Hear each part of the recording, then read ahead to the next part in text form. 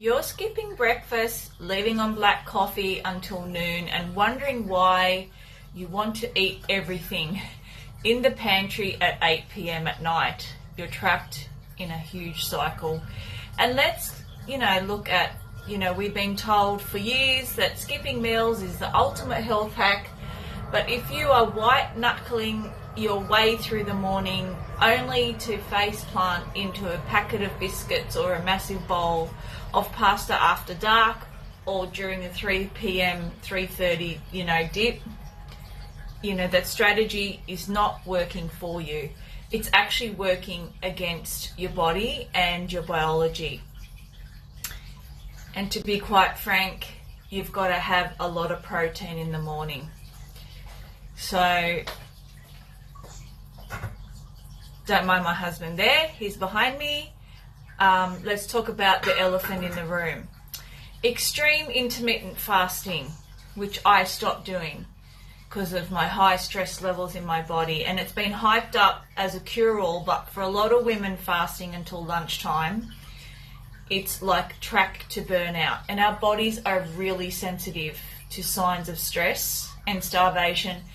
When you flood a fasting body with caffeine first thing in the morning, your cortisol and your stress hormone spikes, and I will link a few videos in the description as well that I have about fasting. Instead of burning fat, your body does something and goes into survival mode, and it starts holding on to the fat. But when you flip the script and eat a solid, savory, high-protein breakfast, everything changes. First, number one, it stabilizes your blood sugar right out of the gate.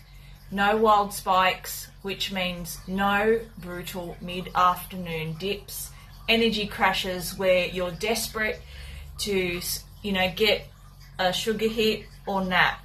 And second, it completely recalibrates your hunger hormones. Ghrelin, the one that makes your tummy rumble, and leptin, the one that tells you you're full. By feeding your body early, you shut down that emergency hunger alarm or button. You aren't actually weak-willed at 8 p.m. Your hormones are just screaming for the energy. You starve them at 8 a.m. pretty much. And that's why I only do 14-10 fast now, because I can't. 14 hours of fasting and 10 hours eating window. Plus I'm relaxed, I only do it weekends. And I just wanted to show you an example of ingredients. So I've got 3 eggs and some frozen spinach. Getting the breakfast back on the menu doesn't mean eating sugary cereal or a piece of, toast with white bread with toast and jam. We want a savory, protein-rich plate that aims for about 30 grams of protein. So I've got 3 large eggs here, and I always use frozen. And here what it looks like that. So you'll scramble these 3 eggs and then just chuck in the spinach. I use frozen, with a handful of smoked salmon or a bit of feta, even some ham or bacon that's naturally cured. And you could do a plant-based one too, 150 grams of firm tofu mashed up with turmeric, some nutritional yeast, and a side of avocado on a slice of sprouted grain toast, or sourdough toast.